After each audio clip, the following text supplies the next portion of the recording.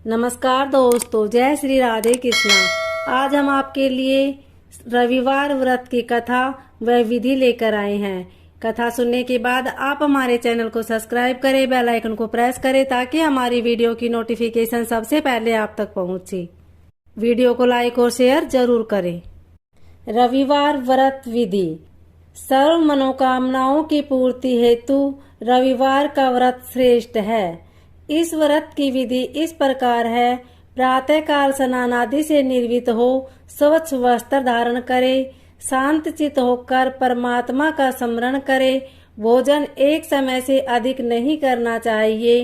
भोजन तथा फलाहार सूर्य के प्रकाश रहते ही कर लेना चाहिए। यदि निराहार रहने पर सूर्य छिप जाए तो दूसरे दिन सूर्य उदय हो जाने पर अर्घ देने के बाद ही भोजन करें। व्रत के अंत में व्रत कथा सुननी चाहिए। व्रत के दिन नमकीन तेल युक्त भोजन कदापि ग्रहण न करें। इस व्रत के करने से मान सम्मान बढ़ता है तथा शत्रुओं का क्षय होता है। आंख की पीड़ा के अतिरिक्त अन्य सब पीड़ाएं दूर हो जाती है। रविवार व्रत कथा। एक बुढ़िया थी। उसका नियम था प्रति रविवार को सवेरे ही स्नान आदि कर घर को गोबर से लीप कर फिर भोजन तैयार कर भगवान को भोग लगाकर स्वयं भोजन करती थी। ऐसा व्रत करने से उसका घर अनेक प्रकार के धन धान्य से पूर्ण था। श्री हरि की कृपा से घर में किसी प्रकार का विघ्न नहीं था, विघ्न या दुख नहीं था। सब प्रकार से घर में आनंद रहता था। इस तरह कुछ दिन बीत जाने पर उसकी एक पड़ोसन, जिसकी गौ का गोबर बुढ़िया लाया करती थी, विचार करने लगी कि यह वृद्धा सर्वदा मेरी गाय का गोबर ले जाती है, इसलिए अपनी गाय को घर के भीतर बांधने लग गई।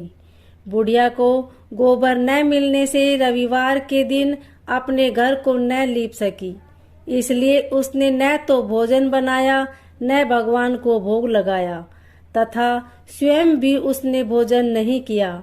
इस प्रकार उसने निराहार व्रत किया। रात्रि हो गई और वह भूखी सो गई। रात्रि में भगवान ने उसे सौंपन दिया और भोग न लगाने का कारण पूछा। वृद्धा ने गोबर न मिलने का कारण सुनाया। तब भगवान ने कहा कि माता, हम तुमको ऐसी गाय देते हैं जिससे सभी इच्छाएं पूर्ण होती है, क्योंकि तुम हमेशा रविवार को गाय के गोबर से लीपकर भोजन बनाकर मेरा भोग लगाकर खुद भोजन करती हो। इससे मैं खुश होकर तुमको वरदान देता हूँ। निर्धन को धन और बांझ स्त्रियों को पुत्र देकर दुखों को दूर करता हूँ। अतः तथा अंत समय में मोक्ष देता हूँ। सौपन में ऐसा वरदान देकर भगवान तो अंतर्ध्यान हो गए और वृद्धा की आँख खुली तो वह देखती है कि आंगन में एक अति सुंदर गौ और बछड़ा बंधे हुए हैं। वह गाय और बछड़े को देखकर अति प्रसन्न हुई और उसको घर के बाहर बांध दिया और वही खाने को चारा डाल दिया। जब उसकी पड़ोसन बुढ़िया ने घर के बाहर एक अति सुंदर गाय और बछड़े को देखा तो द्वेष के कारण उसका हृदय जल उठा और उसने देखा कि गाय ने सोने का गोबर किया है, तो वह उस गाय का गोबर ले गई और अपनी गाय का गोबर उसकी जगह रख गई। वह नित्य प्रति ऐसा ही और सीधी सादी बुढ़िया को इसकी खबर नहीं होने दी। तब सर्वव्यापी ईश्वर ने सोचा कि चालाक पड़ोसन के कर्म से बुढ़िया ठगी जा रही है, तो ईश्वर ने संध्या के समय अपनी माया से बड़े जोर की आंधी चला दी। बुढ़िया ने आंधी के भय से अपनी गाय को भीतर बांध लिया। प्रातःकाल जब बुढ़िया ने देखा कि गौ ने सोने का गोबर दिया है, तो उसके आश्चर्य की सीमा न रही और वह प्रतिदिन गौ को घर के भीतर ही बांधने लगी। उधर पड़ोसन ने देखा कि बुढ़िया गौ को घर के भीतर बांधने लगी है और उसका सोने का गोबर उठाने का दाव नहीं चलता। तो वह ईर्ष्या से जल उठी और कुछ उपाय न देख पड़ोसन ने उसे देश के राजा की सभा में जाकर कहा, महाराज, मेरे पड़ोस में एक वृद्धा के पास ऐसा गऊ है जो आप जैसे राजाओं के ही योग्य है। वह नित्य सोने का गोबर देती है। आप उस सोने से प्रजा का पालन कीजिए। वह वृद्धा इतने सोने का क्या करेगी। राजा ने यह बात सुनकर अपने दूतों को वृद्धा के घर से गऊ लाने की आज्ञा दी। वृद्धा प्रातः ईश्वर का भोग लगा भोजन ग्रहण करने जा ही रही थी कि राजा के कर्मचारी गऊ खोलकर ले गए।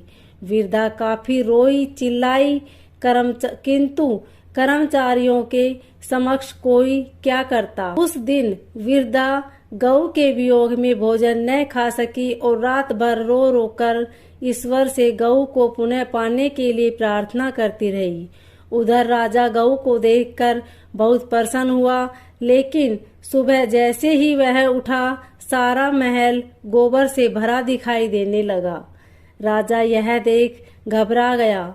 भगवान ने रात्रि में राजा को स्वप्न में कहा कि हे राजा, गाय वृद्धा को लौटाने में ही तेरा भला है। उसके रविवार के व्रत से प्रसन्न होकर मैंने उसे गाय दी थी। प्रातः होते ही राजा ने वृद्धा को बुलाकर बहुत से धन के साथ सम्मान सहित गऊ बछड़ा लौटा दिया। उसके पड़ोसन को बुलाकर उचित दंड दिया। इतना करने के बाद राजा के महल से गंदगी दूर हुई। उसी दिन से राजा ने नगरवासियों को आदेश दिया कि राज्य की तथा अपनी समस्त मनोकामनाओं की पूर्ति के लिए रविवार का व्रत रखा करो। व्रत करने से नगर के लोग सुखी जीवन व्यतीत करने लगे। कोई भी बीमारी तथा प्रकृति का प्रकोप उस नगर पर नहीं होता था। सारी प्रजा सुख से रहने लगी। ओम नमो भगवते वासुदेवाय।